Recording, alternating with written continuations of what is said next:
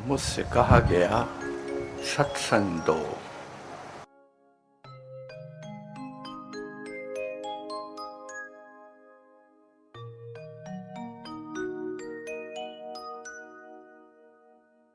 कब समझेगा इंसान, कब जागेगा, कब होश आएगी।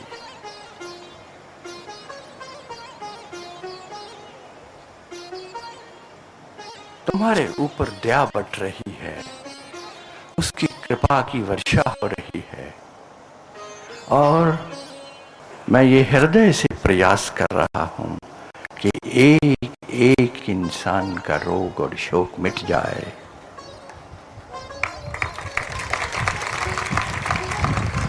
कोई दुख न रहे,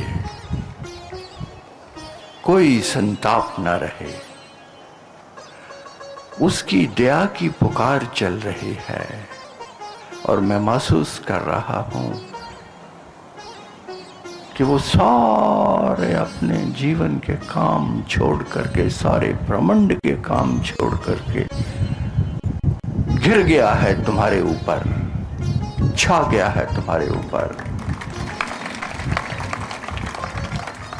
और तुम्हारे पे कृपा और दया की वर्षा कर रहा है। और तुम बीच में बोल उठते हो कि अब सत्संग शुरू करो। अब कब होगा सत्संग? हमारा समय हो रहा है, हमारा टाइम हो रहा है। तुम क्या करने आए हो यहाँ? कोई व्याख्यान सुनने आए हो? कोई स्टेज लगी है, सारे महारथी बैठे हैं अपनी अपनी बातें कहने के लिए, स्पीच देने के लिए? 2 स्पीचें तो हो गई, अब और तब तुम्हारा सत्संग हो जाएगा। सतगुरु जो करने के लिए आता है वो तुम करने नहीं देते, उसको मिटा देते हो। हाँ? मैं शब्द बांटने नहीं आता, मैं आशीर्वाद बांटने आता हूं। मैं कहानियां, किस्से और कथाएं सुनाने नहीं आता। मैं चाहता हूं कि तुम निर्मलतम अवस्था को प्राप्त करो, कि तुम्हारे सारे ये कोढ़, सारे तुम्हारे ये रोग, सारे तुम्हारे ये शोक, सारी तुम्हारी ये बीमारियां ये धुल जाएं, सदा सदा के लिए धुल जाएं। इससे बड़ा और आशीर्वाद क्या पाना चाहते हो? इससे बड़ी और कृपा क्या होगी उसकी? इससे बड़ी और दया क्या होगी उसकी?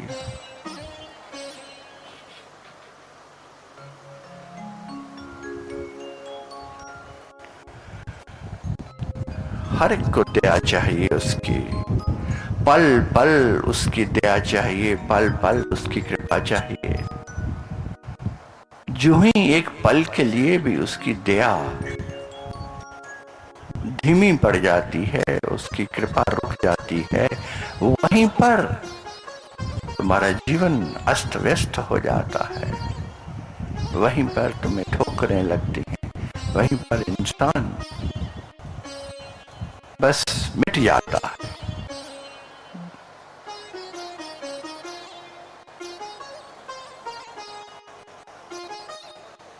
दया, उसकी कृपा, उसकी कृपा तो पल पल बरस ही रही है। बरसानी नहीं पड़ती, खींचनी नहीं पड़ती, उतारनी नहीं पड़ती किसी आकाश से। उसको कहना नहीं पड़ता कि तू दया कर, तू कृपा कर।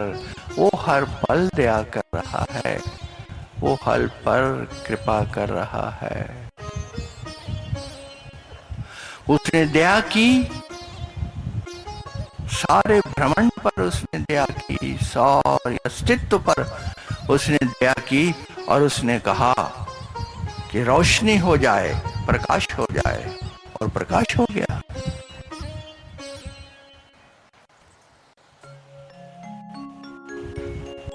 उसने कहा चांद तारे हो जाएं, और चांद तारे हो गए।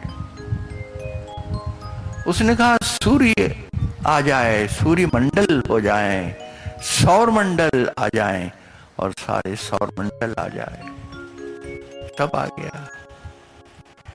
एक शब्द से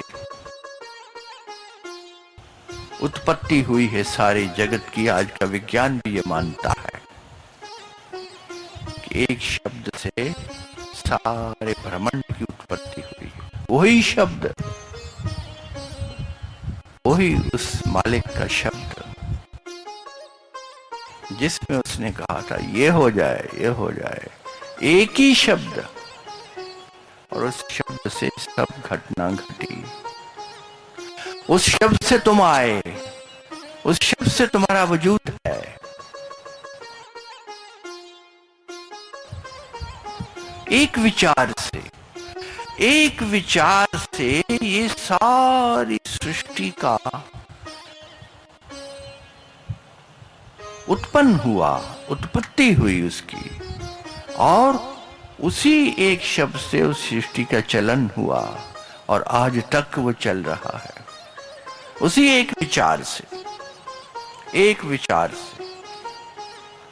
वही विचार तुम्हारे भीतर है, वही शब्द तुम्हारे भीतर है, वही शक्ति तुम्हारे भीतर है। तुम भी चाहो तो सृष्टि पैदा कर सकते हो, तुम भी चाहो तो सृष्टि खड़ी कर सकते हो, तुम भी चाहो तो जगत बना सकते हो, तो सौरमंडल खड़े कर सकते हो। ये सब तुम कर सकते हो क्योंकि वही हो तुम। ममई वांशो जीवलोके जीवभूता सनातना, वही हो तुम, उसी का जुज हो, उसी का अंश हो, उसी की किरण हो, उसी से निकल के आए हो, उसी के तत्वों को अपने भीतर समाहित करके आए हो, उसी के तत्वों को लेके आए। खाली नहीं है कोई भी। पहचानो अपने आप को, अपने शब्दों को पहचानो, अपने विचारों को टटोलो। बहुत कीमती हैं वो। एक तुम्हारे शब्द से तुम्हारा जीवन बिगड़ सकता है और बन सकता है। एक विचारों की धारा, विचारों का चलन किधर हो रहा है, क्या विचार रहे हो,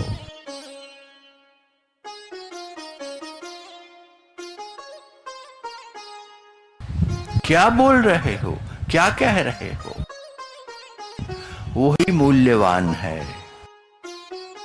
जो तुम्हारी भावना है, जो तुम्हारे विचार हैं, जो तुम्हारे भीतर चल रहा है, उसी से तुम्हारा जगत निर्मित होता है, उसी से तुम्हारे जगत का निर्माण होता है, उसी से तुम्हारा जीवन बनता है, उसी से तुम बनते हो। तुम्हारे आसपास का जीवन उसी से निर्मित होता है। इतना इतना जरूरी है, इतना आवश्यक है तुम्हें अपने विचारों का ख्याल रखना, अपने संकल्पों का, अपने थॉट्स का, अपनी इमोशंस का, अपनी भावनाओं का। उसी पे निर्भर है तुम्हारे जीवन की इमारत। जो चाहो वो बन जाओ, जो चाहो तुम बन सकते हो, चाहो तुम कर सकते हो। सब कुछ तुम्हारे अपने अख्तियार में है। वो सारे अख्तियार जो परमात्मा ने सृष्टि रचने के लिए इस्तेमाल किए थे, वो सारे के सारे अख्तियार तुम्हारे पास हैं।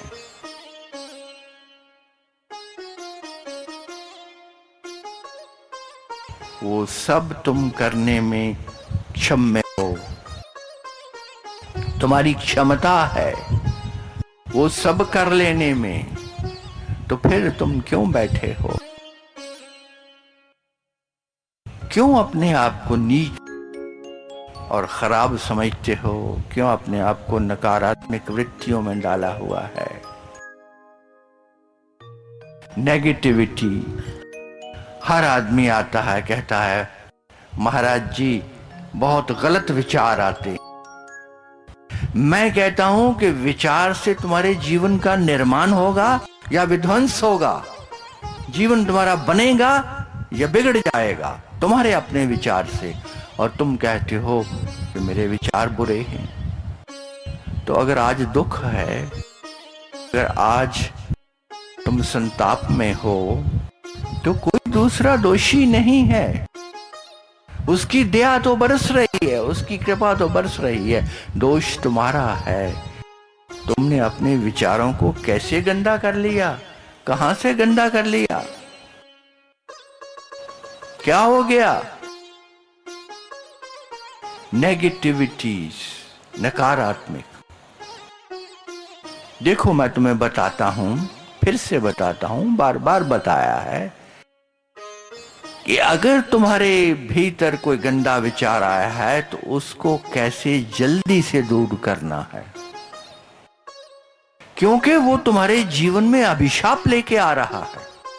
कोई भी गंदा विचार, कोई भी बुरा विचार जो तुम्हारे मन में आया है, भावना उठी है कोई खराब, वो तुम्हारे जीवन में कष्ट लेके आने वाली है, आ ही गई है। इसलिए उससे पीछा छुड़ाओ, तुरंत उससे पीछा छुड़ाओ। पहली बात तो ये समझो कि जो भी विचार उठा है तुम्हारे भीतर, बहुत गंदा है विचार, वो उसको समझो वो काल्पनिक है, वो मानसिक है, वो असल में नहीं है, वो सब मानसिक है। मन ने उठाया है भीतर से, किसी कंदरा में गंध छिपा हुआ रहा होगा, किसी अर्धचेतन मन में वो छिपा रहा होगा, वो उठा है और वो गंदगी बनके तुम्हारे बाहर आ रहा है। तुम उसको केवल एक विचार समझो कि इसमें ज्यादा सोचने की जरूरत नहीं है, इसमें ज्यादा रुकने की जरूरत नहीं।